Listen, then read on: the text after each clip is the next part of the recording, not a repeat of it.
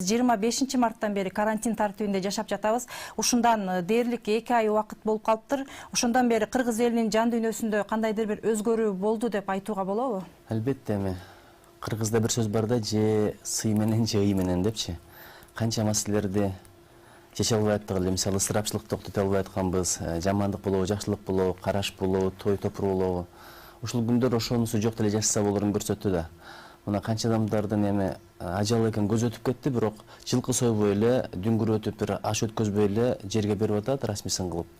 Баягы өмүрүндө сыйлабаган, өмүрүндө мындай кабар албаган ата энелерге да өтүп кетсе, ушул тирүүсүндө жатпаган мамыкка жаткызып, анан кийин тирүүсүндө бербеген тамагын берип, анан калп эле ыйлап дегендей ушундай бир нерселер болуп атканда, чынын айткандачы көп жерлерде. Ошондой бир нерселерден бир аз арылгандай болдук да. Эми ушундан пайдаланып, балким мыйзамдаштырып коюш керекпи? Эртең бир күнү мунсуз жашай албайбыз десе, баягында көрдүк го, жашаса болот экен го деген бир маселе болду да. Ушул жагынан абдан бир жакшы болду. Экинчи жагынан биз жакындарыбыздын кадырын билдик, бир аз убакыт бергенди үйрөндүк да. Болбосо баягы бул дүйнө ушундай түгөнбөгөн дүйнө да, таш беши түгөнбөгөн дүйнө. Ошол эле жүрүп калганбыз, тиричиликте күнү деле, түнү деле, анан тойго барыш керек, анан бул жака барыш керек, тигил жака барыш керек, буну иштеп өтүш керек деп.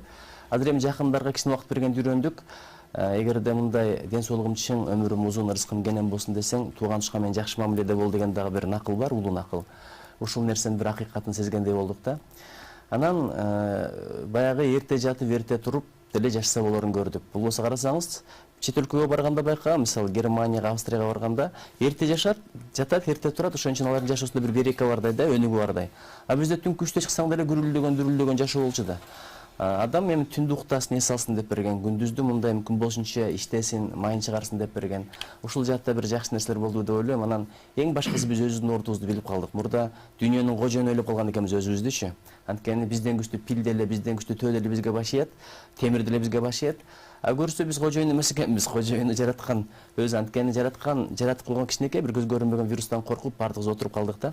Ошон үчүн мындай бир кичпейилдикке, ордубузду билгенге да үйрөттү. Бул чоң бир пайдалуу жактары да болду деп эсептейм, руханий маанавий жактан.